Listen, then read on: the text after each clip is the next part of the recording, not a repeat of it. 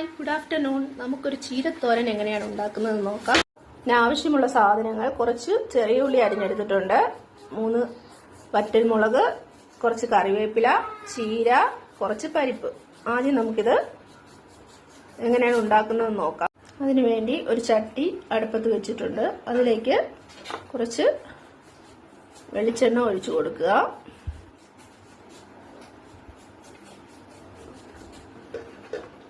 എണ്ണ ചൂടായിട്ടുണ്ട്.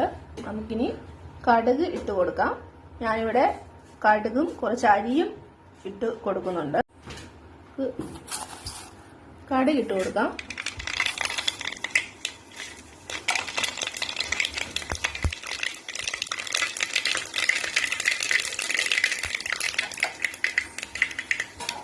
കടുക് പൊട്ടിക്കഴിഞ്ഞ് അരി കൂടെ ഇട്ട് കൊടുക്കാം.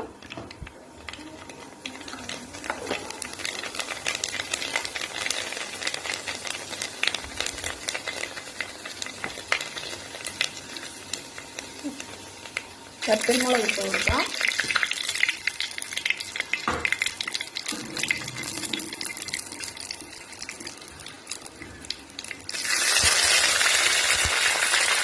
കറിവേപ്പില ഇട്ട് കൊടുക്കാം. ഇതിലേക്ക് ഉള്ളി ഇട്ട് കൊടുക്കാം.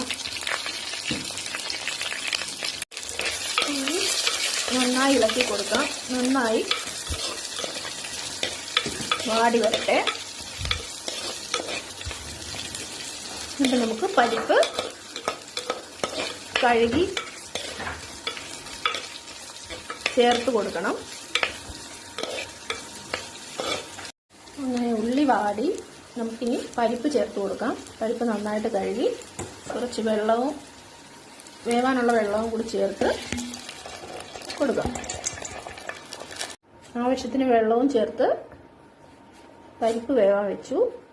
ഇനി ഇതിലേക്ക് കുറച്ച് ഉപ്പ് കൂടി ചേർത്ത് കൊടുക്കാം. പരിപ്പ് വെന്ത് വരട്ടെ. അപ്പോൾ നമുക്ക് ചീര ചേർത്ത് കൊടുക്കാം.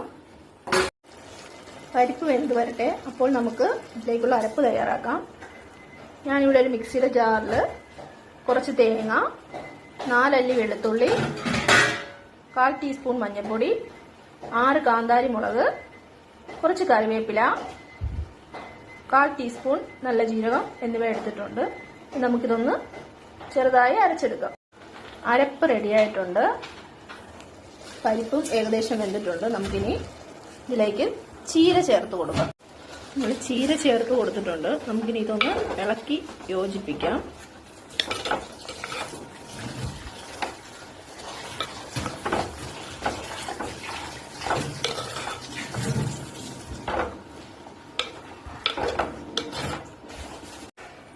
നമ്മൾ നേരത്തെ കുറച്ച് ഉപ്പ് ചേർത്ത് കൊടുത്തായിരുന്നു.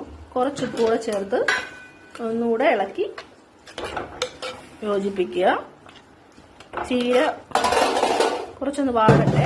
എന്നിട്ട് നമുക്ക് അരപ്പ് ചേർത്ത് കൊടുക്കാം.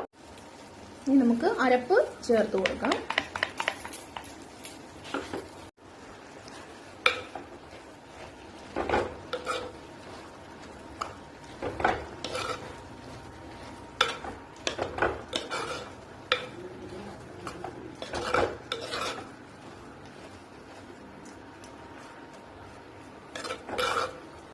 അങ്ങനെ നമ്മുടെ ചീരത്തോരൻ റെഡി ആയിട്ടുണ്ട്.